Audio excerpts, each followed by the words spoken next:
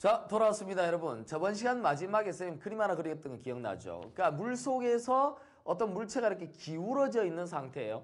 그러니까 물 속에서 기울어져 있는 상태에 있는 물체에 대해서 어떤 임의한 부분에 작용하는 압력에 대한 부분을 가지고 우리가 계산했습니다. 그래서 압력이라고 하는 것 자체에서 우리가 압력으로 인하여 발생하는 힘을 뭐라고 한다 그랬죠, 쌤이? 전압력이라고 했습니다. 그래서 우리는 그걸 pressure force라고 해요. 다시 한번 여기다 써볼게요. 자, 시작해 보도록 하겠습니다. 그래서 저번 시간에 우리가 전압력을 계산하는 걸 봤었습니다. 정리를 한번 해볼까요? 전압력이라고 하는 녀석 자체가 바로 뭐였습니까? 그러니까 pressure force예요. 그러니까 전압력은 힘에 대한 부분인데 전체 힘을 어떻게 돼? 압력에 의해서 발생하는 힘 F 이퀄 뭐죠?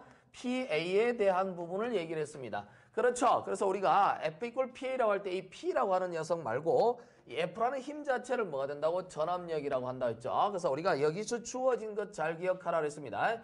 자, 압력 P에다가 우리 A를 곱하는 녀석을 계산하고 F라고 하는 녀석을 계산한 결과 어떻게 됐죠? 감마 HA라고 하는 녀석 기억합니까? 반드시 머릿속으로 기억해 줘야 되는 겁니다. 자, P 이퀄 감마 H에서 나왔죠. 그런데 최종적으로 기울어진 녀석에 대한 부분은 우리가 뭐라고 썼습니까? 감마 H 바, 그쵸? 다시 말해서 질량 중심의 위치에서의 높이를 갖고 끝을 내는 걸 했습니다. 다시 한번 우리가 모형을 그려보도록 하겠습니다. 매우 중요한 거였어요. 자, 선생님 다시 한번 설명할 때 여러분들이 그 그림 자체를 잘 이해하라고 그랬습니다. 여기가 뭐? 프리 스페이스. 그러니까 일반적으로 따지면 프리 스페이스라고 하지만 그 따진 보면 어떻게 수면으로 따진다면 어떻게 돼? 물로 따진다면 뭐가 돼? 수면이 되겠죠. 자, 물로 따지면 수면이 되는 상태인데 프리 스페이스라고 했습니다. 그러니까 여기 있는 상태에서 우리가 요 뒤쪽에 있는 부분에서 선생님이 어떻게 된다고? 요렇게 선을 하나 건다 그랬죠. 근데 이걸 무슨 축으로 둔다고? 이걸 무슨 축으로 둔다 그랬죠, 선생님이? 여기서부터 여기까지가 y니까 이거 뭐? x축이라고 둔다 그랬어요. 자, X축이라고 뒀고요. 여기서부터 이렇게 내려가는 이거 뭐라고 했죠? 이거는 뭐? Y축이라고 해서 Y축. 기억나나? Y축이라고 했어요, 이거. 자, 이게 Y축인데, 저번 시간에 했던 그림 잘 기억해 보세요. 자, Y축이 되는데, 요 모양 자체에서 우리가 여기에 요 정도의, 요 정도에서 어떤 그 길이를 갖는 녀석을 보자고 그랬습니다. 자, 이게 Y가 되는 상태가 어디냐면 여기 부분이겠죠. 자, 이게 어떻게 돼요? Y축이라고 그랬어요. Y축이라고 그랬고요. 여기 주어진 녀석에서 여기 가운데 있는 지점이 어떻게 됩니까? 여기 바가 되겠죠. 그렇죠? 정중앙이 됩니다. 자, 이렇게 만들어졌을 때 이쪽에 관련되어 있는 이쪽으로 가는 이 축 자체를 무슨 축으로 본다고 쌤이? 바로 Y축으로 본다 그랬어요. 자, 이게 Y축이 X축입니다. 그래서 모양 자체를 잘 기억하라고 그랬어요. 여기 얼마 된다고 했죠? 우리가 베타라고 했나요? 저번 시간에 알파라고 했나요? 뭐라고 봤죠? 알파라고 봤습니까? 자, 이번에는 알파라고 봤네요. 자, 이렇게 됐을 때에 선생님이 마지막에 최종적으로 결론 내린 것은 실제로 뭐라고 했죠, 선생님이? 바로 힘이라고 하는 녀석 자체는 단순히 여기 있는 질량 중심이라고 하는 건 딴 게 아니라 여기서 가운데 있는 점이죠. 가운데 있는 점에서 우리가 뭘 한다고? 위쪽에 이렇게 수선을 딱 끌어올렸을 때 여기에 주어진 여기서부터 여기까지 요렇게 된 녀석의 높이가 되겠죠. 그래서 요 녀석 자체를 뭐라고 둔다 했죠, 쌤이? H바라고 했습니다. 자, H바라고 쓸 수 있겠고 이 녀석에 의해서 만들어지는 힘이라고 하는 게 실제로 우리가 여기에 곱해지는 녀석이 이렇게 힘이 곱해질 때 힘은 여기에 F가 이렇게 들어갈 줄 아는데 아니라 그랬죠, 쌤이. 지금 이번 시간에 하려고 하는 것은 힘 자체가 여기에 들어가야 정상이라고 생각하고 우리가 전체 이 녀석을 계산했었는데 선생님이 여기서 YP라고 하는 것 실제 뭐 한다고? 작용되어지는 여기서부터 여기까지 거리에 어디만큼 떨어졌는지에 대한 부분을 본다 그랬습니다. 그래서 이번 시간은 거기에다 포커스를 맞출 생각인데요. 여기 만들어져 있는 녀석 자체 이렇게 잡아가지고 위에랑 이렇게 수평 평행하게 이렇게 평행하게 잡을까요? 이런 식으로. 자, 이렇게 해서 우리가 이렇게 하나 잡고요. 자, 뭐라 그랬습니까? 요 안에 있는 녀석을 여기 위에서 볼 때 그 단면적을 여기다 그린다 했습니다. 그래서 단면적 자체를 여기서 이렇게 하나 이렇게 그린다고 친다면 자, 저번 시간에 했던 그림 다시 한번 보는 거예요. 자, 이렇게 본다고 쳤을 때 어떤 일부분에 해당하는 DF가 들어가는 녀석을 하나 잡았었지. 그래서 이렇게 하나 잡아가지고 이 그림 자꾸 옆으로 하는 게 좀 삐딱하네. 이런 식으로 해서 이렇게 해서 표현을 하나 해보면 되지. 뭐 이렇게 하면 되겠죠. 이런 식으로 해서 좀 좁혀놓을게요. 자, 그래서 여기 부분에 뭐가 됩니까? 이 녀석이 단면적 DA였죠. 이 단면적 D에 뭐가 됩니까? F가 작용하는 겁니다. 그러니까 그 녀석 총체로는 F가 되겠지만 이 녀석 들어가는 녀석을 뭐라 했죠, 쌤이? DF라고 하는 힘에 의해서 단면적 뭐가 돼? DA에 작용하는 것이다 라는 것이죠. 자, 그래서 우리가 이 압력에 대한 부분을 떠나서 DF를 찾을 때 여기 DA에 들어가는 녀석으로 표현을 했었는데 실제 우리가 여기까지 거리의 중간점도 부분을 잡아서 임의의 점으로 잡았습니다. 그렇죠? 임의의 점으로 잡아서 이렇게 해서 가서 전반적으로 다 삐딱하네. 자, 이렇게 된 상태에서 이걸 우리가 그냥 여기서부터까지 거리 뭐 y라고 뒀습니다. y라고 뒀는데 여기 가운데 있는 요 녀석 자체가 뭐죠? 여기에 질량 중심이에요. 그래서 이 가운데 있는 녀석의 질량 중심을 한번 생각해 보기 위해서 여기서 쌤 뭐 했냐면 여기 가운데 요렇게 와서 요 정도쯤 왔을 때에 실제로 위에 뭔가 이렇게 딱 있겠죠? 질량 중심이.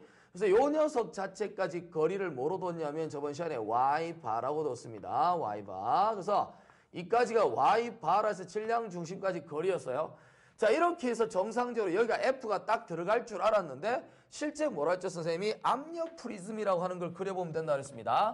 압력 프리즘이라고 하는 걸 그릴 때는 여기서부터 올라가는 녀석 자체가 어떻게 돼요? 수평으로 작용하는 녀석이 올라갈수록 점점 높이가 어떻다는 얘기가 커지니까 압력도 달라진다 그랬습니다. 그렇죠? 그래서 감마 H라고 하는 것은 이게 H가 커질수록 되게 압력이 높아진다 그랬기 때문에 힘이 세진다 그랬잖아요. 그렇죠? 힘이 세진다 그랬기 때문에 우리가 뭐라고 쓸 수 있습니까? 포인트를 잡아보면 여기에 어딘가에 온다 그랬죠. 이유는 뭐냐면 여기서 이렇게 해서 높이가 이런 식으로 압력이 뭐가 된다고? 갈수록 왼쪽으로 갈수록 더 높아진다는 겁니다. 그래서 이렇게 선형적으로 이렇게 표현할 수 있다 그랬습니다. 자, 그래서 이렇게 놓고 나면 요렇게 압력 분포도에 대한 부분을 보면 요거 뭐라고 했죠, 쌤이? 압력 프리즘이라고 그랬습니다. 압력 프리즘. 자, 압력 프리즘이라고 하는 걸 놓았을 때 압력 프리즘에 어떻게 됩니까? 정 가운데 도심점 위치에 당연히 들어간다 그랬죠, 힘이. 근데 요걸 보면은 당연히 무게 중심이 어느 쪽이야? 이쪽이 더 기니까 압력에 관련된 P 뭐죠? 감마 H에 관련된 이 녀석 자체가 당연히 어느 쪽으로? 가운데보다는 약간 밑쪽으로 들어가야 정상이다. 그래서 우리는 뭐라고 하겠습니까? 이 근처 어딘가에서 뭐가 돼? 바로 힘의 균형, 압력의 균형점이 발생하지 않을까라고 생각할 수 있겠죠. 자, 결론은 우리가 봤을 때 뭐라고? 이 근처에 있는 어떤 값으로 뭐한다? 힘이 들어간다는 거예요. 그러니까 이쪽으로 뭐가 돼? 힘이 딱 작용한다는 거죠. 이렇게. 실제로는 여기다 작용할 줄 알았는데 여기 작용하다라는 거예요. 여기 작용하는 걸 이렇게 해서 연장선을 쫙 꺼본다 이거지. 연장선을 쫙 꺼보고 나면 여기 어딘가에 뭐가 있을 거라는 거죠. 그래서 이렇게 해서 쭉 연장선 꺼서 아마 여기 어딘가에, 여기 중복되지 않게 쌤 여기다 그린 거예요. 아마 여기 어딘가에 윗면에서 작용하는 어떻게 돼? 전체 합력이 작용하는 그런 위치가 어딘가에 있을 거다라는 거죠. 그래서 작용점이 이렇게 있으니까 이 작용점을 우리가 여기서부터 시작해서 이렇게 잡고요. 이게 나와 있으니까 이렇게 잡읍시다. 이렇게. 그래서 이렇게 양쪽을 잡아놓고 요 거리를 뭐로 보자? 요 거리를 우리가 y의 p라고 둡시다. 그러니까 작용점이 됩니다. 그래서 우리 입장에서 지금 뭐를 관심을 있게 보려고 하냐면 이 작용점을 찾고 싶은 거야. 이게 작용점. 실제로 어디에 이렇게 작용되는지를 알고 싶다라는 거죠. 그래서 우리는 아이디어를 생각하는 것이 이제 축이라고 하는 게 나왔기 때문에 우리 뭐냐면 여기서 우리가 고체육학 들었던 학생들은 알겠지만 바리그논의 정리라고 하는 걸 써보겠습니다. 그러니까 바리그논의 정리라고 하는 녀석 자체는 뭐를 바리그논의 정리라고 하냐면 모든 불력, 그러니까 불력의 모멘트 합은 자, 불력의 모멘트, 그러니까 어떤 우리가 힘이라고 하는 걸 잡잖아. 그러니까 힘이라고 하는 녀석 자체가 단지 두 개만 잡고 본다 하더라도, 그죠? 두 개를 잡고 본다 하더라도 예를 들어서 힘 F가 이렇게 간다고 봅시다. 힘 F가 이렇게 간다 그러면 이 녀석 자체가 가지고 있는 모멘트가 있을 수 있겠죠. 얘로 인하여 어떤 중심축이 있을 때 그 모멘트가 있을 수 있습니다. 그래서 결론은 여기를 가운데 점을 딱 잡았을 때 이렇게 F라고 볼 수 있는 거죠. 그러니까 이렇게 F로 본다 그러면 이 녀석의 불력을 딱 잡으면 어떻게 돼요? Y축 방향 불력이 하나 있을 것이고 그 다음 어떻게 됩니까? Y축 방향 불력이 있을 것이고 X축 방향 불력이 있을 거 아니야. 자, 우리가 이런 거는 고체역학 한 사람은 정역학 할 때 되게 많이 했던 내용인데 fx가 이쪽 방향, fy가 이쪽 방향이면 실제 만약에 이 녀석 자체가 여기서 이런 식으로 옆으로 약간 비스듬하다. 얘랑 연장선은 아니다. 연장선은 이렇게 간다 치고요. 약간 비슷하다 그러면 비슷한 녀석이니까 어떻게 됩니까? F에 의해서 뭐가 되죠? 분명히 이 점에 관한 모멘트가 발생할 겁니다. 회전을 할 수 있다는 것이죠. 자, 그래서 이거는 합력이 되는 거고요. 이거는 뭐가 됩니까? 불력이 되는 거죠. 그러니까 이 녀석이 뭐합니까? 이쪽 방향에 의해서 작용되어지는 이 점에 관한 모멘트가 있을 것이고 이쪽으로 올라가는 이 힘에 의해서 발생하는 뭐가 됩니까? 모멘트가 있겠죠. 이 말 자체에서 불력이라고 하는 이 녀석 두 개예요. 그러니까 불력의 모멘트의 합이라고 하는 녀석 자체는 이건 뭐하고 같냐면 합력의 합력의 모멘트라고 어떻다? 같다는 거예요.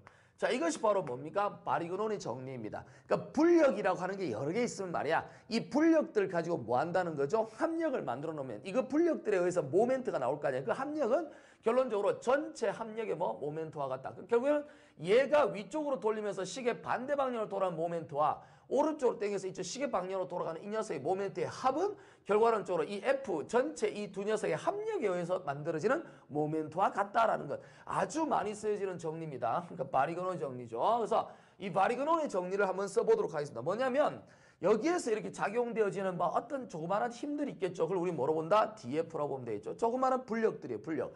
미지의 한 힘이니까 어떻게 됩니까? 조그마한 불력은 이 F를 다 나누는 거랑 같으니까 어떻게 됩니까? 조그마한 한 불력이 되겠죠. 이 녀석들을 다 모으면 적분해주면 되겠습니다. 그렇죠? 오케이? 그래서 이 DF라고 하는 녀석 자체에다 뭡니까? 바로 뭘 해주죠? Y를 곱하죠. 수직거리입니다. 그러니까 여기다가 이렇게 작용하는 게 DF가 이렇게 작용했다 그러면 F에 작용하는 거리가 뭐가 돼? 수직거리가 되는 거죠. 모멘트라고 하는 녀석은 모멘트라고 하는 녀석의 정의는 뭡니까? 바로 힘에 대한 거지. 힘 곱하기 뭡니까? 작용점에서의 힘의 작용선. 힘의 작용선입니다. 이 작용점이라고 하는 녀석 자체는 회전 중심이라고 볼까요? 자, 모멘트는 어떻게 됩니까? 힘인데 힘 곱하기 회전 중심에서의 뭡니까? 힘 작용선에 대한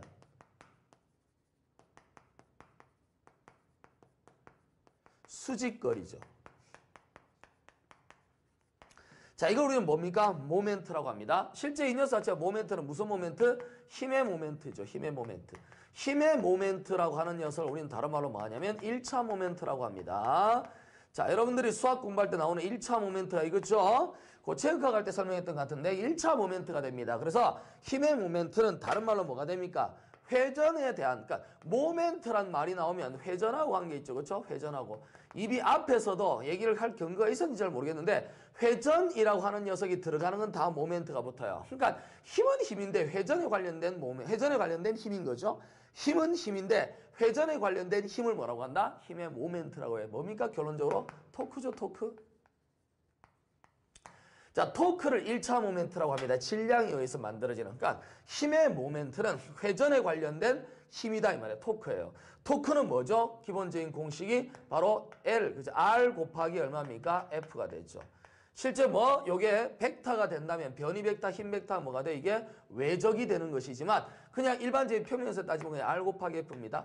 근데 실제 외적의 정체는 뭐죠? R의 크기에다가 얼마? F의 크기에다가 이게 뭐가 되죠? 사인 세타죠. 결론은 R 사인 세타이기 때문에 R 사인 세타라고 하는 게 뭡니까? F에서 작용하는 녀석이 예를 들어서 어떤 중심축이 하나 있는데 자, 여기서 어떤 점이 하나 있어요. 그러니까 이게 이제 변이죠. 이게 R 벡터라는 변인데 내가 이 방향으로 이렇게 힘을 딱 줬단 말이죠.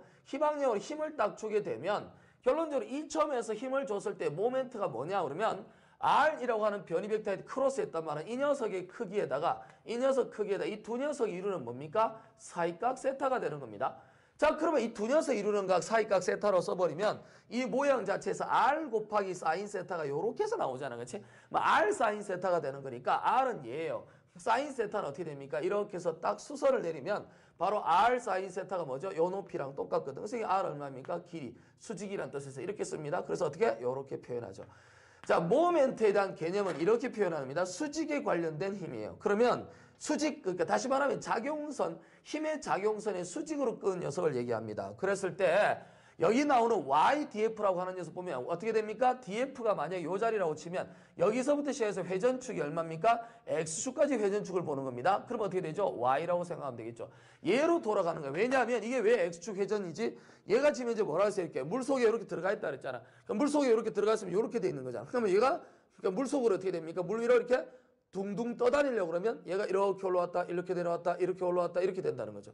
알았습니까? 그래서 이렇게 해서 만들어지는데 이게 뭐라고? X축인 거예요. 실제 이 판에 뭐가 됩니까? 바로 윗면에 있는 변이죠. 그죠? 가로가 됩니다. 그 X축에 대해서 우리는 이렇게 된다라고 생각하면 돼요. 그래서 이렇게 주어졌기 때문에 우리가 무슨 말을 하냐면 이게 만들어졌으니까 실제 이제 우리가 쓸 것은 뭐다? 여기서 이게 나왔으니까 이거가 뭐가 되는 거죠? 불력이죠, 불력. 그러니까 불력이라고 하는 건데 이게 뭡니까? 모멘트예요. 그죠? 조그마한 모멘트입니다. 결론은 전체 모멘트는 이걸 다 뭐합니까? 촉분해 주면 되겠죠. 그래서 써봅니다. 그럼 인테그랄 뭐가 되죠? y에다가 df가 됩니다. 는 어떻게 되죠? 인테그랄 dm이 되겠죠. 자, 그래서 이게 바로 뭡니까? 전체 합력이다. 이게 조그마한 뭐가 됩니까? 조그마한 불력의 모멘트는 다 모은 녀석을 뭐가 됩니까? 전체 합에 대한 모멘트가 어떻다? 같다입니다. 그렇죠?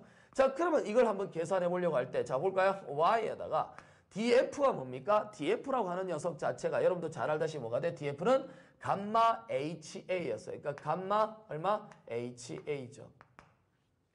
맞죠? a에 관한 면적분입니다. a가 들어왔으니까. 그러면 여기에 나온 녀석 a라고 썼을 땐 당연히 a는 뭐라고 써야 됩니까? da라고 써야 되겠죠. 감마 h 뭐가 돼? da라고 써야 됩니다. 조그만 미소면이니까요. 자, 이 녀석 자체가 뭐라고? 여기 주어진 뭡니까? 전체 모멘트가 됩니다. 모멘트는 뭐죠? 최종적으로 종합적으로 들어가는 힘 F에다가 작용점 YP가 되겠죠. 그렇죠? YP라고 여기다 한번 볼까요? 다시 YP라고 했으니까 여기 이렇게 힘이 들어간다면 작용하는 점 이게 YP에서 여기까지 수직거리 맞겠죠? 자, 이렇게 해서 우리는 뭐가 됩니까? 전체 모멘트를 만들어낼 수 있습니다. 왜냐면 이게 뭐니까? 합력에 해당하니까. 오케이? 여기 합력이야. 합력이야. 이게 합력이야. 자, 그러면 y에다가 감마 HDA라고 쓰는 거 한번 풀어보도록 합시다. 그러면 이걸 풀면요. 감마 H인데 H가 뭐였냐면 여기 볼까요? H라고 하는 녀석 자체가 여기에 작용하는 점이 여기라면 여기서부터 여기까지 요 거리였죠. 요 거리는 뭐였습니까? 우리가 저번 시간에 여기서 요만큼 잡았던 요게 H라면 이 H라고 하는 녀석 자체는 교육이 어떻게 되죠? 여기서 이까지 돼 있는 요 값에다 뭐가 됩니까? 사인 알파를 곱한 거였습니다. 요 녀석 자체가 뭐예요? y죠. y. 그쵸? y예요. 그러면 자, 여기서 이제 봅시다. 인테그랄 a에서 원래는 수학적으로 이중적 분해해서 면적 알았습니까? 그러면 a에다 얼마? y에다가 r이라고 하는 녀석은 감마죠. r이 아니라 감마. h가 뭡니까? y 사인 알파 da가 됩니다. 그렇죠? 자, 이렇게 주어진 녀석 자체를 우리 뭐한다? f에다가 yp라고 볼 수 있겠네요. 자, 이제 무언가가 하나 나오려고 합니다. 무엇일까요? 뭐가 나오려고 하는 걸까? 자, 그러면 감마 사인 알파를 바깥으로 뺍니다. 자, 인테그랄에 감마 사인 알파는 정해진 값이니까요. 알파라고 하는 것도 어떤 값을 주겠죠? 그죠? 감마에다 얼마? 사인 알파를 빼주고요. 인테그랄 a가 되고 얼마입니까? y제곱 da가 됩니다. 자, 요거 유심히 보도록 하고요. 요 녀석 자체가 뭡니까? f에다가 yp가 되죠. 자, 내가 찾고 싶은 거는 yp입니다. 그러니까 다시 말해 어디에 작용점이 있느냐라고 봤을 때 yp라고 하는 녀석은 뭐라고 쓸 수 있습니까? 바로 f라고 하는 힘, 라지 f라는 합력이죠. 합력 힘 F에 대해서 얼마? 감마에다가 사인 알파의 인테그랄 A의 Y제곱 DA가 되더라라는 거죠. 자, 요 식을 유심히 보는데 요 F가 뭐였습니까? F라고 하는 녀석이 바로 감마에다가 어떻게 되죠? H 바 A였습니다. 그렇죠? 감마의 H 바 A예요. 알았어요? 그래서 이렇게 만들어진 식에 대한 부분이기 때문에 감마 H 바 A라고 하는 것을 보고 여기에 나와 있는 위의 녀석은 역시 감마의 얼마? 사인 알파에다가 인테그랄 a의 y제곱 da가 됩니다. 자, 여기서 여러분 자세히 들여다보면 감마라고 하는 것이 이렇게 생략이 되어지고요. 밑에 h바가 하나 남아있고 여기다 사인 알파가 남아있죠. 자, 그래서요. 여기에 지금 현재 감마가 죽어버리고 y제곱 da라고 나와 있는데 요 녀석이 무엇일까요? 요 녀석이. 요게 굉장히 중요한 내용입니다. 여기 나와 있는 이 녀석은 여러분 보세요. 우리가 F 이퀄 MA라고 쓰면 뭡니까? F 이퀄 MA라고 쓰면 힘 F라고 하는 이게 원래는 여러분 세상에 존재하는 모든 이 물리학적인 법칙은 원인과 결과에 대한 녀석이 나오고요. 이 원인과 결과에서 이 결과를 방해하는 요소가 이렇게 돼 있는 녀석이 있어요. 그래서 원인과 결과가 있고 이게 방해하는 요소를 집어넣습니다. 다시 말해서 항상 어떤 힘이라고 하는 걸 줬을 때는 그거의 결과가 가속도가 발생하는데 이 가속도라고 하는 걸 방해하는 요소가 질량이에요. 그래서 그게 뭐냐면 관성이죠. 그 가속도를 방해한다는 말은 가만히 있고 싶다는 뜻입니다. 이거 관성이라고 합니다. 그래서 결론적으로 따져본다면 이 질량을 우리 뭐라고 한다? 다른 말로 관성질량이라고 해요. 자, 이걸 관성질량이라고 하는데 그렇다면 F 이퀄 MA라고 하는 녀석이 주어졌을 때요. F라고 하는 녀석 자체에서 우리 이제 뭐를 쓸 거냐면 회전에 관련된 게 나오면 이제 토크 타우가 되겠죠. 는 이 M이라고 하는 녀석이 하나 나오고요. 가속도에 해당하는 게 각가속도 알파입니다. 우리 이제 뭘 얘기를 하려고 하냐면 여러분한테 지금 물리에 대한 부분을 가지고 설명을 해서 앞에 왜 이 공식이 나오는지 설명할 수 있는 시간적 여유는 없고요. 일단은 여기 나오는 녀석도 뭐가 됩니까? 바로 회전을 방해하는 거죠.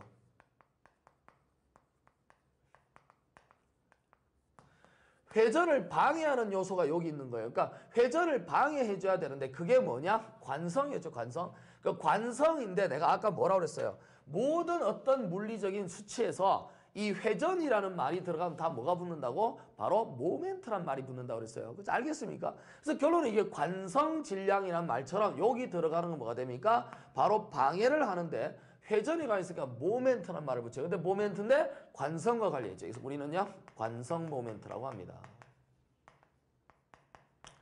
자, 관성 모멘트라고 하는 녀석이 짱 세면, 관성 모멘트가 짱 세면 여러분 결론적으로 어떻게 된다니? 회전이 잘 안 된다는 뜻입니다. 알았습니까? 그래서 이 관성 모멘트라고 하는 우리가 뭐죠? 그 모멘트 오브 이너시아라고 해서 뭐라고 I라고 쓰죠. 그래서 여기는 뭡니까? 회전축이 옵니다.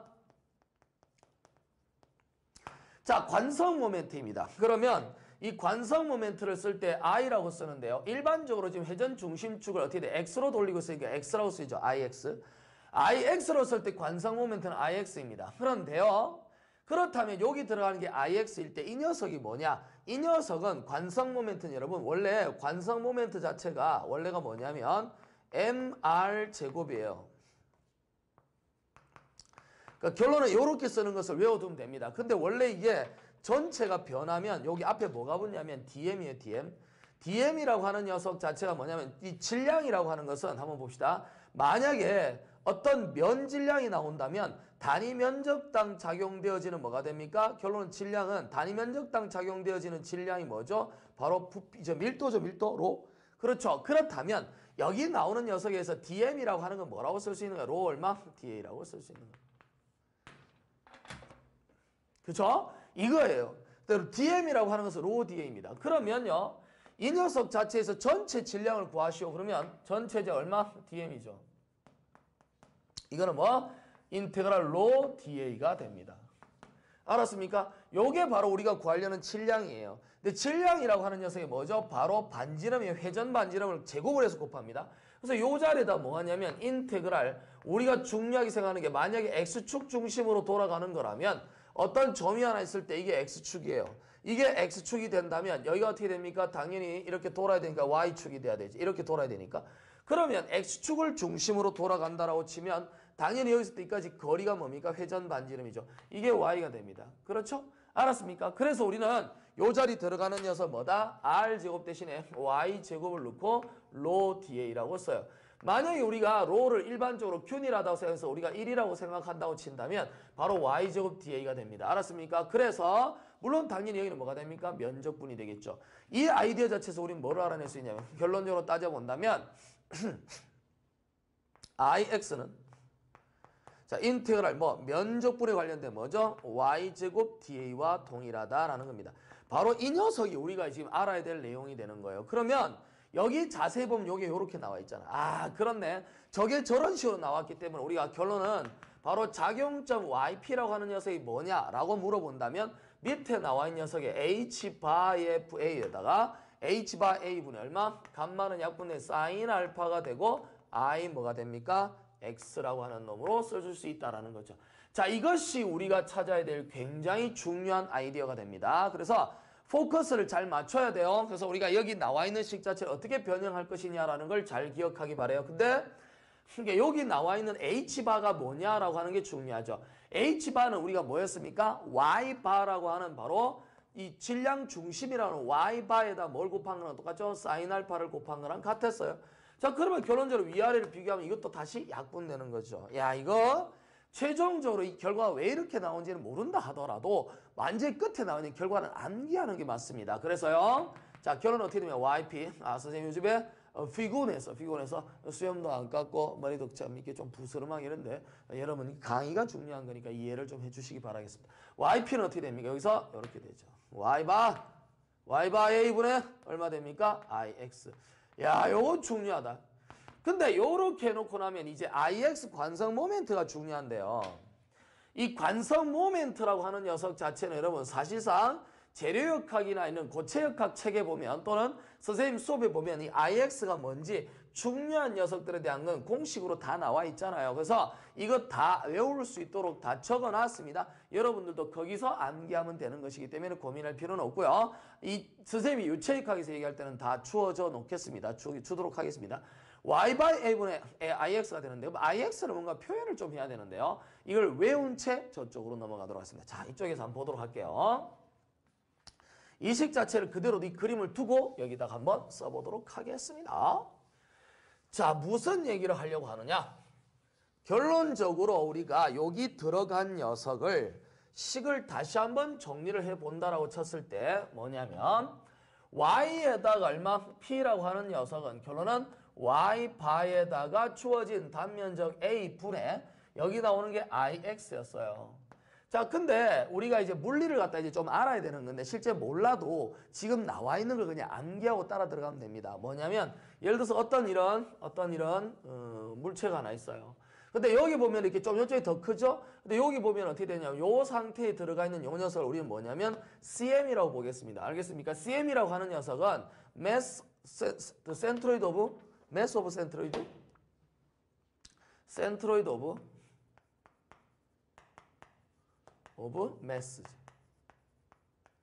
그러니까 질량 중심이에요. 소위 말하면 우리가 이게 균일한 어떤 그런 밀도를 갖고 있다 치면 뭐가 됐습니까? 무게 중심이죠. 삼각형 같으면 가운데에 손 놓는 거 있잖아. 그렇지? 이렇게 삼각형 이렇게 놓는 거예요. 그러면 여기가 지금 CM이에요. 그러니까 다시 말해서 질량 중심이라고 나왔을 때 여기를 질량 중심을 중심으로 하는 이 축이 있을 거 아니야. 그러니까 여기가 축이 있을 거예요. 이 축에 의해서 회전을 하는 이때의 관성 모멘트를 우리 뭐라 합니까? ICM이라고 합니다. 요거 다 주워 놓습니다. 알았습니까? 그래서 ICM이라고 하는 것은 우리가 질량 중심이 어디 있는지를 알 거니까 거기서 만들어지는 녀석으로 쉽게 우리는 구할 수 있습니다. 자, 여기서 우리는 뭐냐면 평행축 정리라고 하는 게 있죠. 그래서 우리가 요 가운데에서 이만큼 쭉 떨어졌는데 예를 들어서 우리가 이 끝에 축이라고 볼게요. 이 축 위에 한 점이 있다고 보겠습니다. 그럼 여기 축 위에 하나 점이 있다고 그러면 여기서 이렇게 세로로 되는 뭐가 있을까요? 회전축이 하나 있겠죠. 여기서 이렇게 만들어진 회전축이 하나 있을까요? 그러니까 이 축이 있어요. 이 축이 임의의 축인데 그 임의의 축을 이렇게 돌려가는 회전 관성 모멘트가 있을 거라는 겁니다. 자, 이 관성 모멘트는 만약에 여기서부터 여기까지 거리를 내가 R이라고 둔다고 한다면 결국에는 I라고 하는 이걸 우리 뭐죠? 평행축 정리라고 그러죠. 수직축 정리, 평행축 정리라고 하는 건 모멘트에 존재합니다. 그래서 평행축 정리는 우리가 어떤 아이디어인지는 우리가 물리 시간 아니니까 모른다고 치고 그냥 외워버리면 돼요. 그럼 평행축 정리 일단 임의에 얼마? 어떤 값이 있겠죠. L이라고 하는 걸 놓겠습니다. L을 중심으로 돌아가는 어떤 관성 모멘트는 여기서 계산하지 않고 우리가 이미 알고 있는 ICM이라고 하는 바로 회전 중심이 아닌 그러니까 무게 중심이라고 하는 질량 중심에서의 관성 모멘트는 이미 다 알려져 있어요. 그래서 여기다가 우리는 뭐 하냐면 바로 질량이라고 하는 녀석이 있을 거예요. 그러니까 여기 있던 예를 들어서 어떤 질량이 있겠죠. 회전축이 있다면 그 질량이라고 하는 게 있을 때 그 질량을 스몰 m이라고 두고요. R 제곱 이렇게 씁니다. 근데 이 녀석 자체가 결론은 뭐냐면 이 DM이라고 하는 녀석을 모은 게 이게 질량이죠. 자, 이 녀석인데요. 이 DM이 아까 뭐였냐면 만약에 로가 1이는 균질체가 된다고 치면 이게 DA죠. 그럼 A라고 하는 미소 면적을 다 모으면 전체 뭡니까? 면적이에요. 그러니까 질량이라고 하는 걸 우리가 균일질에서는 뭐가 돼요? 그냥 단순한 면적이라고 생각하면 됩니다. 알았습니까? 그래서 면적이라고 생각한다면요. 우리가 어떻게 쓸 수 있습니까? 면적 A를 쓸 수 있죠. 그래서 IL이라고 하는 녀석은 ICM에다가 더하기 얼마? 여기다 주어진 녀석 AR 제곱이라고 우리는 쓸 수 있어요. 자, 그런데요. 자, 여기 한번 볼까요? 그러면 질량 중심이 어디 있습니까? 여기죠. 질량 중심은 가운데 있어요. 가운데 있는 질량 중심으로부터 회전축까지 X축까지 이까지 거리에 대한 부분이 뭡니까? 바로 여기의 중심이에요. 그러니까 이거에 의해서 만들어지는 회전이에요. 여기 중심 회전축이라고 하는 놈에다가 내가 지금 중심축 어디다 갖다 놨지? 여기다 갖다 놓은 거예요. 내가 계산하는 게 뭐냐면 여기가 지금 뭐가 되는 거죠? 중심이 회전 중심이 아니라 뭡니까? 질량 중심인 거죠. 여기. 그리고 여기가 어떻게 됩니까? 바로 X축이 되는 거예요. 그러니까 이렇게 회전하는 걸 따질 때 여기서 회전하는 축에 대한 관성 모멘트를 찾는 게 어려우니까 신경 쓰지 말고 뭐를 한다고? 그냥 여기에 있는 뭐 질량 중심, 요거의 가운데 아니겠어요? 질량 중심이? 질량 중심에 의해서 만들어지는 회전축에서 돌아가는 여기 돌아가는 녀석에다 뭐 여기 우리 회전하려고 하는 축까지 거리 얼마? Y를 생각하면 되겠죠. 그럼 이 녀석 어떻게 됩니까? 결론적으로 따진다면 이해할 수 있겠지? 특별한 거 아니야. 자, 그래서 결론은 잘 생각하면 돼요. 그러면 IL이라고 하는 녀석 어떻게 쓸 수 있다는 거죠? 결론이 IX죠. IX. IX라고 하는 녀석은 ICM이라고 하는 거 가운데 질량 중심이죠. 자, 이 녀석에다 더하기 어떻게 됩니까? A라고 하는 녀석이 R 얼마면 Y입니까? Y의 제곱이 됩니다. 외워두삼 굉장히 중요한 식이지. 아, 이거 중요한데. 자, 그래서 이렇게 해서 표현되어졌다라고 친다면요. 이게 왜 이런 형태가 되면 이렇게 만들어진 상태에서 뭘 보냐면 YP라고 하는 녀석 자체가 뭡니까? Y바에다가 A라고 써주고요. 그 다음에 IX라고 써줬는데 여기다가 이제 뭐하냐? 얘를 다 집어넣는 거라고 알았습니까? 여기다가 다 쳐넣으면 어떻게 되냐면 Y바에다가 A분의 ICM이라고 써주고 더하기 얼마입니까? AY의 제곱입니다. 요렇게 표현할 수 있겠죠. 그러면 이 식 자체는 결론은 요렇게 나비형으로 잘라버리면 A가 약분되고요. 뭐가 생깁니까? Y분의 얼마 됩니까? Y제곱이라고 하는 게 발생하나요? 자, 여기 주어진 것이 Y바 A죠. Y바 A예요. Y바 A에다가 얼마? 이게 약분되면 얼마 되죠? Y바분의 얼마 됩니까? Y제곱인가요? 자, 더하기 일반적으로 어떻게 쓸 수 있습니까? 나와 있는 녀석이 이 거리 자체가 우리가 뭡니까? 이게 y 제곱이지만 실제로 이 y가 뭐예요? y 길이가 아니고 뭐 질량 중심까지 거리니까 y 바겠죠? sorry 이렇게 되죠? y 바 y 바이가 아니고 y 바 그럼 어떻게 됩니까? y 바의 제곱에서 y 바로 나눴으니까 y 바가 되겠죠. 자, y 바에다가 더하기 어떻게 됩니까? 여기다 들어가는 녀석이 y 바 a 분 그렇죠? 요거 약분돼서 y 바분의 y 바 a 분의 얼마? ICM 이렇게 쓸 수 있습니다. 그렇죠? 외워둬야 됩니다. 굉장히 중요한 식이에요. 그래서 YP라고 하는 녀석 자체는 작용하는 뭐 점이라고 하는 것이 이렇게 되는데 근본적으로 잘 보세요. Y바라고 하는 녀석을 여기다 한번 볼게요. Y바는 어디 있냐면 여기에 있잖아. 그 Y바가 여기에 딱 있는데 YP는 거기다가 두 개를 더해놨죠. 뭘 하나를 더해놨잖아.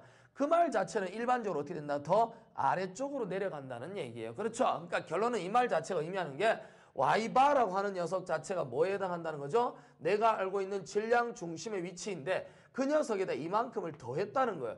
그만큼 뭐가 됩니까? 더 내려간다는 뜻입니다. 알았습니까? 분명히 강조하지만 이것을 외워뒀을 때 ICM은 반드시 뭡니까? 모른다고 생각하지 말고 나와 있습니다. 나와 있는데 대표적인 몇 가지 같은 것들을 우리가 알아둬야 되겠죠. 예를 들어서 뭐 제일 많이 쓰는 것 중에 하나가 어떻게 되죠? 여기서 이렇게 자, 제일 많이 나오는 것부터 한번 봅시다. 요런 막대가 하나 있을 때 요 질량 중심 어떻게 됩니까? 여기죠, 여기. 여기가 가운데. 뭐 균이라니까 당연히 어디 있을까? 대각선 중심이 있지 않겠어요? 그래서 여기를 우리 뭐 CM이라고 넣는다면 이게 우리를 예를 들어서 폭이 B가 되죠. 그다음 얼마? 높이가 H라고 나온다면 이거 ICM은 뭡니까? 이미 나와 있습니다. 얼마죠? 12분의 얼마? BH 삼승. 이거 알아둬야 돼. 자, 이런 것은 당연히 나와 있는 공식이니까 알아둬야 됩니다. 수학하는 사람은 직접 계산하겠지만 수학하는 사람은 아예 뭔지도 잘 모르겠지만 물리하는 사람들조차도 저건 계산을 하다가 최종적으로 암기하는 게 좋습니다. 특히 고체역학이나 재료역학을 하면 저런 질량 중심이 매우 중요하기 때문에 아주 그냥 줄줄줄줄줄줄 다 적어놓습니다. 아예 외워놓도록 하세요. 그래서 가장 많이 대표로 쓰는 건 얘입니다. 근데 폭하고 높이 잘 기억해야 돼요. 어떻게 되는 게 폭이고 어떻게 높이인지 잘못 착각하면 안 됩니다. 자, 이렇게 해서 우리는 YP라고 하는 녀석을 찾아냈고요. 자, 이제 YP를 찾았기 때문에 우리는 뭐를 또 찾을 수 있습니까? XP라고 하는 녀석도 우리가 찾아줘야 되겠습니다. 그러면 아까 우리가 YP라고 하는 녀석을 잡을 때요. 그러니까 최종적으로 YP가 뭐였냐면 여기 나오는 녀석이 감마에다 얼마 됩니까? 사인 알파라고 하는 녀석이 앞에 나오는 녀석이 YP의 F가 됐죠. 자, 이렇게 적혀있는 녀석이 감마 사인 알파에다 얼마 됩니까? A라고 하는 걸 써주고요. Y제곱이 얼마였습니까? DA였죠. 이게 우리가 찾는 뭡니까? YP에 대한 식이었는데 요걸 그대로 집어넣는다고 치면 여기는 어떻게 되냐면 F가 맞는데요. 여기는 XP가 되겠죠. 그러니까 XP는 감마에다가 사인 알파에다가 자, 회전축은 원래 뭐였어요? 얘에서 이렇게 들었다 놨다 이렇게 들었다 놨다 하니까 회전축은 항상 무슨 축이다? X축인 거예요. 근데 여기는 지금 X가 만들어져 있네. X라고 하는 녀석은 보세요. 이쪽에 한번 볼까요? 여기를 와서 보면 X는 뭐냐면 여기서 여기까지 거리예요. 그러니까 Y축으로 여기까지 거리인데 회전축이 이 녀석인데 회전축이 뭐 한 거죠? 바뀐 거잖아. 회전축이 X축이었다 회전축이 Y축으로 바뀌었어요.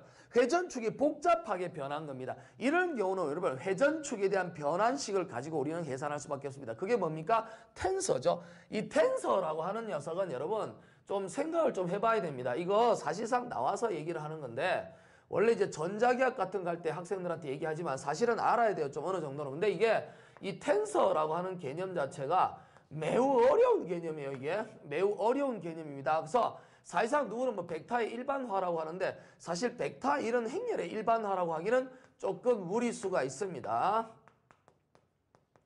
벡터나 행렬의 뭐 일반화다 이렇게 얘기를 하는데 사실상 이거 뭐 사실상 애매해요. 그렇다고 볼 수는 없습니다.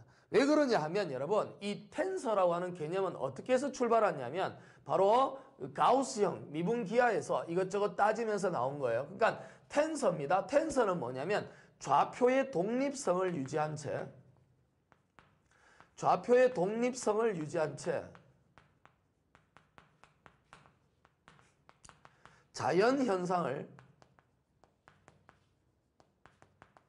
자연현상을 기술하기 위한 좌표의 독립성을 유지한 채 자연현상을 기술하기 위한 목적에서 만들어진 거예요. 그러니까 좌표의 독립성을 유지한 채 자연현상을 기술하기 위한 목적으로 만들어진 게 바로 텐서입니다. 이거 지금 쳐다보면 무슨 말인지 잘 모르겠지만 여러분 전하량이라든지 그 다음에 예를 들어서 심지어는 뭐 속도, 위치, 가속도 뭐 이런 거 있죠. 이런 등등등은 내가 계산을 하려고 하다 보면 어떤 일이 벌어지냐면 좌표계를 바꿀 때가 있어요. 예를 들어서 뭐냐면 직교좌표계의 어떤 건 직각좌표계라고 하죠. 이 직각좌표계 뭐 많이 할 필요 없습니다. 되게 어려운 얘기라서 이 직각좌표계를 예를 들어서 우리가 해석하려고 하다 보니까 뭐가 돼요? 원통좌표계 뭐 이런 거로 바꿀 때도 있죠. 자 이렇게 바꿨다 하더라도 이 좌표계가 바꿨다 해도요. 절대로 전하량 자체는 변하지 않아야 됩니다. 그리고 속도나 위치나 가속도도 변하지 않아야 돼요. 그래서 이런 아이디어를 갖고 해석을 한 것이 텐서가 됩니다. 그러다 보니까 우리가 매우 복잡한 자연현상을 표시할 때는 이 텐서의 개념을 도입해요. 그냥 간단하게 설명을 한다면 예를 들어서 뭐 이런 거 있잖아. 여러분 이해되겠어요? 예를 들어서 자 이런 식으로 만들어져 있는데 그러니까 육면체가 하나 있어요. 이렇게 X가 있고 Y 있고 Z가 있어요. X, Y, Z가 이렇게 하나 있는데요. 여기다가 육면체를 하나 그리는 거야. 그러니까 이렇게 해서 그래서 좌표계를 X, Y, Z 좌표계를 딱 잡는 거지. 자 이렇게 잡아가지고 이렇게 하나 만들었는데 말이야. 자 이렇게 만들어놓고 딱 보면 자 예를 들어서 이 좌표계가 X방향, Y방향, Z방향에서 만들어진 좌표계란 말이지. 근데 여기서 만약에 이 방향 X축 위에 어떤 입자가 하나 있어요.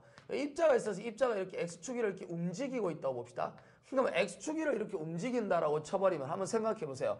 이렇게 만들어진 X축으로 움직이는 입자가 파티클이 있다고 쳤을 때 얘를 만약에 내가 망치를 갖고 왔고 막 두드러 패가지고 이 공간 자체를 다 일그러뜨리는 거야. 일그러뜨리면 어떻게 되냐면 뭐 이런 식으로 해서 뭐 예를 들어서 뭐 이런 식으로 되고 대신 이렇게 되겠죠.